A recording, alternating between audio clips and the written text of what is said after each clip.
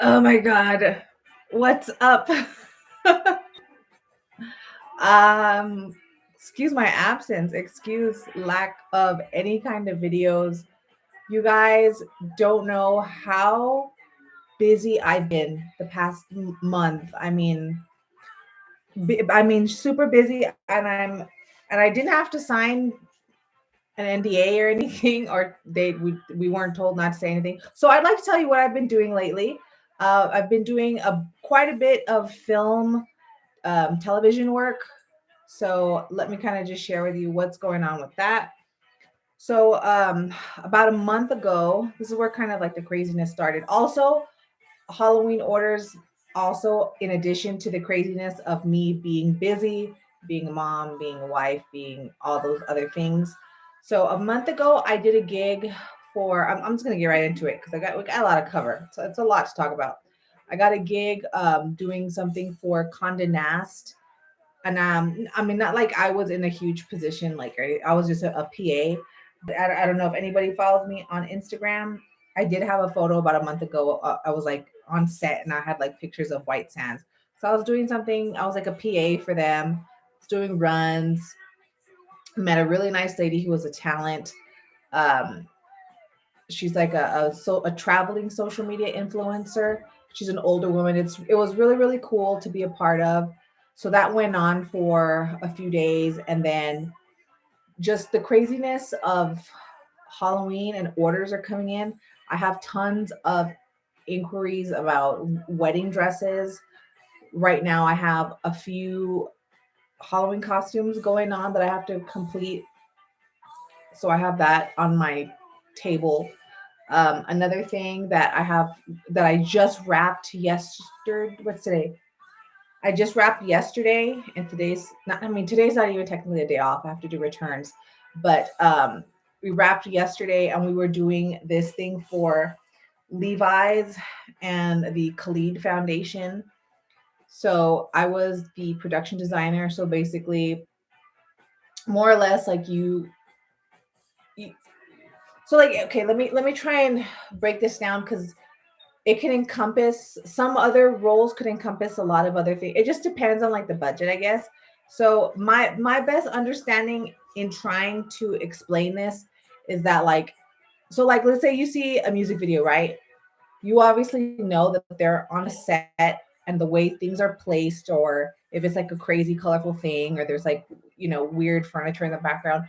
I hope that you understand like all that is bought and placed and strategically planned by the people who do the sets, um, for the video. Like it makes sense to the music or the video or whatever the artists try to convey. Same thing when you see interviews like on 2020, they're sitting in a chair, there's plants behind them, there's maybe some furniture, but everything looks nice. Like that's not an accident, like that's done on purpose. That is done strategically by like the set dresser or the production designer. Like a lot of thought goes into what plants look best in the background, the color of the chair, the type of chair, the size of the chair. So that's kind of what I did for this. There was an interview with Khalid, and we had to go buy furniture to dress the set. I had an assistant who helped me put things together. We were drilling and they were putting up blinds. We were doing so basically what I was a part of. It was a whole week long thing. We just wrapped yesterday, like I said. So the Khalid Foundation here in El Paso, he was awarding some kids with new instruments. And I mean, maybe you'll see it on one of his TikToks or something in about a month or something. I'm not really sure how long it takes to edit and then be, I guess, published. But once that comes out, I'd love to share it with everybody and maybe share a clip of it on Instagram or whatever. So I was a production designer for that. Now, then while I was on set yesterday during my break, I got a message from, I guess, an acquaintance friend, sometimes coworker of mine. She's a makeup artist here in El Paso, and she's like, "Hey, dude, um, I got a gig for you. Someone's looking for an on-site tailor for a music video shoot tomorrow or Sunday. This was yesterday, Sunday." And I was like, "Yeah, dude, go for it." This was like what was this? Like, this was like 3 o'clock in the afternoon. So I checked my Instagram, and the lady, because she's like, my friend's like, yeah, I sent her to your Instagram. So I checked my Instagram, and there's the message from the lady. So we start talking, and then I tell her, what my rate is, and she books me. She's like, I've heard a lot of good things about you, so I'm very excited to work with you. And I was like, okay, cool. So the day goes on, and and since this is the last day, while they're doing interviews and stuff, like, I'm not really needed. So I'm just kind of just hanging out throughout the day, because there were a couple locations that we bounce to and fro from. So my phone Friday kept blowing up. I was getting messages from, I'm a hair. I was getting messages from individuals. And then finally, I had two people reach out to me. They're like, hey, I got a gig for you. Someone needs an on-site tailor. And I was like, I'm already booked for it. And they're like, oh, okay, cool. And then when I actually spoke to the woman that hired me, because she wanted to go over some details, like, in film now, there's a lot of restrictions and guidelines about COVID and everything. So they want to make sure, like, you're vaccinated, or if you can get a COVID test right away. So we were discussing that. And then she told me, which made me feel really good. She's like, yeah, I've been calling around to production companies in El Paso, and I've had a really, really hard time trying to find any kind of tailors that are available. And I called two production companies, and your name came up twice. And I was like, oh my God, like, what a nice feeling. So that makes me feel kind of special. So tomorrow I'm gonna be working as an on-site tailor, as a music video, or I think it's like a album cover shoot. I think that's what she told me. It's something for a musician. I am not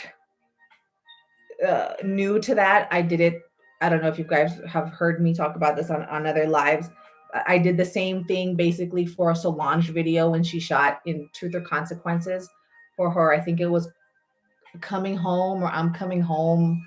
Um, like EP, like EPK or something. It was like a big deal. It was like a long epic thing she did, like music videos and interviews about this thing that she was doing, Coming Home, with, I think her sister did it too, Beyonce. But anyways, I was an on-site tailor for the Stay Flow video, me and another lady. So I'm excited. I don't know if I'm going to be the only one tomorrow. It seems like it. Um, but I went to the store today, and I bought a bunch of stuff. Just new needles, because I asked, because I'm in talks with the wardrobe stylist. So I asked her, I was like, what are the looks? Because I need to know what the fabrics are, so I know what needles to buy and stuff like that. She's like, oh, it's a little bit of everything. So I went to Joann's earlier, and I bought like some leather needles, denim needles, vinyl Teflon needles, like all kinds of needles. Because it would be a nightmare to show up and you only have one needle and it breaks, and you can't do nothing else after that. You know what I mean? So yeah. So I just, so like, I've just been so busy, you guys, like, just insanely busy. Um, like, I can't even describe to you how busy I've been. I've had just like no time to do anything.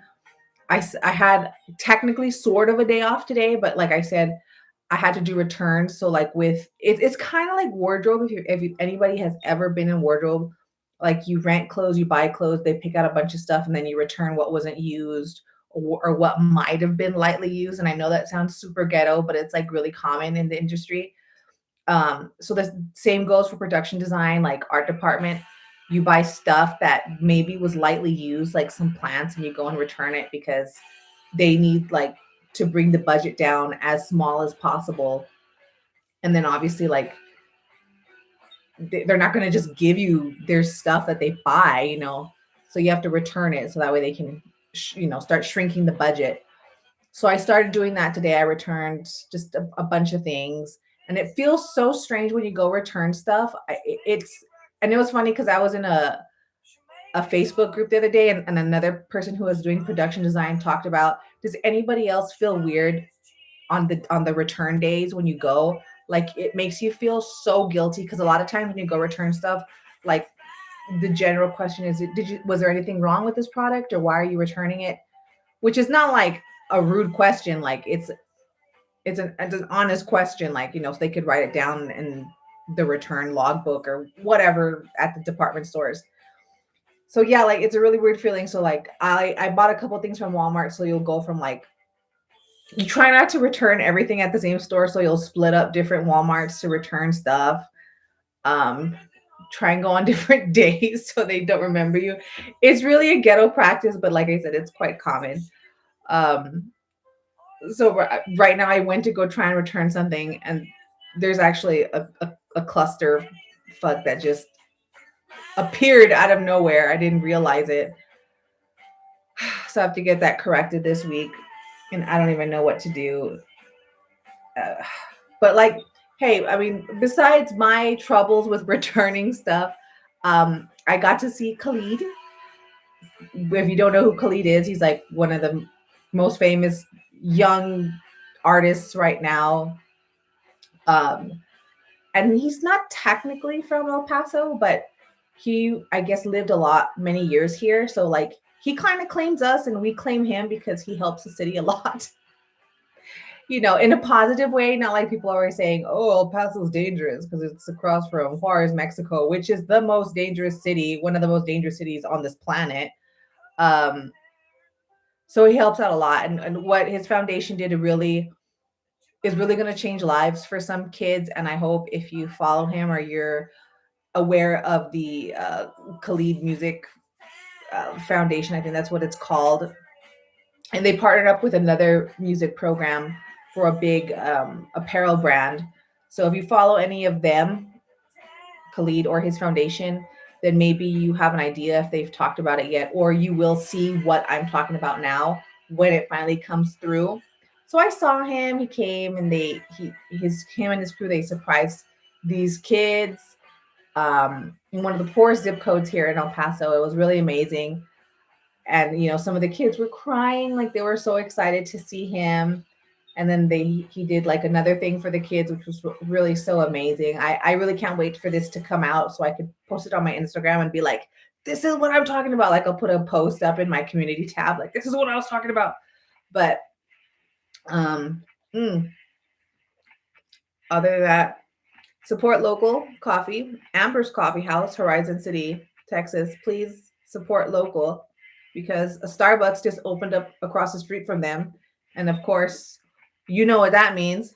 And then I just found out the other day that there's a Dunkin' Donuts being built on the other side of the town.